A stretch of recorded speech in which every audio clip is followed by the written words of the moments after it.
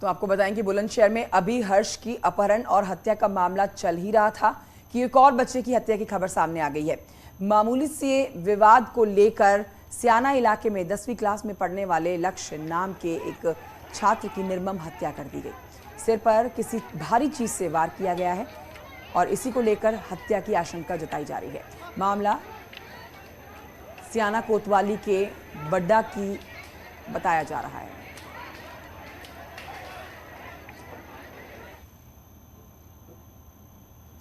उधर नोएडा एसटीएफ को बड़ी कामयाबी हासिल हुई है। रेड कॉर्नर का आरोपी मजीद गिरफ्तार किया गया।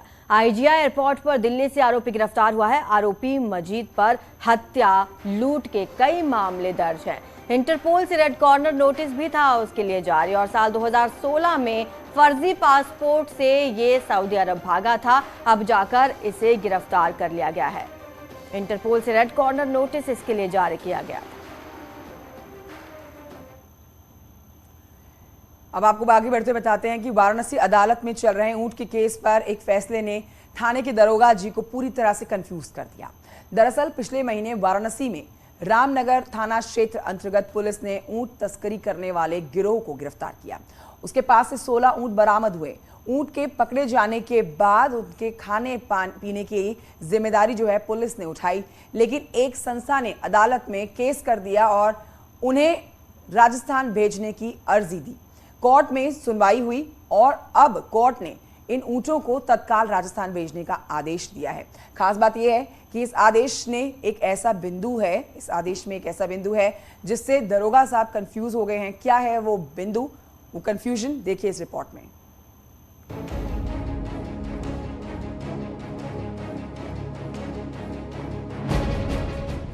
वाराणसी में तस्करी के दौरान पकड़े गए ऊंटों के पंचनामा का पेंच फंस गया है। दरअसल 27 जून को वाराणसी में तस्करी के लिए ले जा रहे ऊंटों को पुलिस ने पकड़ लिया। ऊंटों के पकड़े जाने के बाद पुलिस ने उनके खाने पीने की जिम्मेदारी उठाई।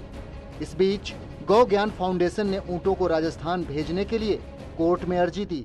कोर्ट ने फैसला सुनाते हुए सभी ऊंटों को राजस्थान भेजने का फैसला सुनाया। साथ ही पुलिस को इन ऊंटों का पंचनामा बनाने का आदेश दिया, जिसके बाद दारोगा जी कंफ्यूज हो गए हैं कि एक जैसे सभी ऊंटों के रंग, हुलिया, ऊंचाई, लंबाई कैसे लिखें। तो उनका पंचनामा, कलर और सब फोटोग्राफ डिफरेंट एंगल से तो लेना पड़ेगा, लेकिन इस डायरेक्शन को ये मत सोचिए कि कैमरे से तो कैसे इनको पहचानेंगे, तो कुछ ना कुछ तो करना होगा ना। तो अब इस डायरेक्शन को तो ये एक्ट के मुताबिक है। थोड़ी सी पुलिस के लिए समस्या है ही, लेकिन उनको ऊंटों की जान भी तो बचानी है जी। यही नहीं, कोर्ट ने अपने आदेश में एक ऐसा बिंदु रख दिया है जिसमें कहा गया है कि ऊंटों का पंचनामा उनके कलर, उनकी ऊंचाई, मुंह पतला, दांत पीले, पैर और मुंह के साथ आंखों का विवरण भी विस्तार से लिखें। अब पुलिस को ये नहीं समझ आ रहा कि ऊंटों का रंग और हुलिये का पंचनामा कैसे किया जाए। कोर्ट ने डीएम वाराणसी को भी डायरेक्शन देते हुए समुचित व्यवस्था के साथ राजस्थान भेजने का आदेश दिया है।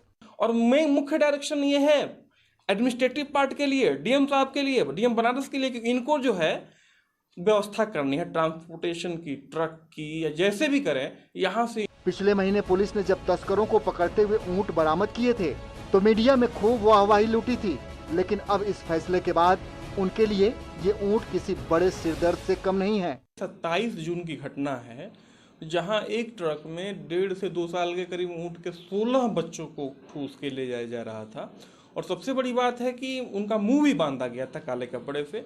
तो गौ ज्ञान फाउंडेशन जो देश भर में इन सब मुद्दों पर काम करती है, गायों को रोकने के लिए और ऊँटों के वध को रोकने के लिए, जानवरों के लिए, तो उनकी वॉलंटियर आर लता देवी ने इस मसले में FIR भी कराया। और उन्हीं के सहयोग और रामनगर पुलिस के डायरेक्ट इंटरवेंशन से भिट्टी गांव है रामनगर पुलिस स्टेशन वाराणसी में, वहीं पे इंटरसेप्ट करते हुए ये गाड़ी, एक ट्रक और 16 कैमल्स बरामद हुए थे। बहरहाल रामनगर पुलिस इन ऊंटों के पंचनामा करने के तरीकों में व्यस्त है। अब दरोगा जी को समझना है कि इन ऊंटों का पंचनामा कैसे तैयार करें। न्यूज़ 18 के लिए वाराणसी से रवि पांडे की रिपोर्ट।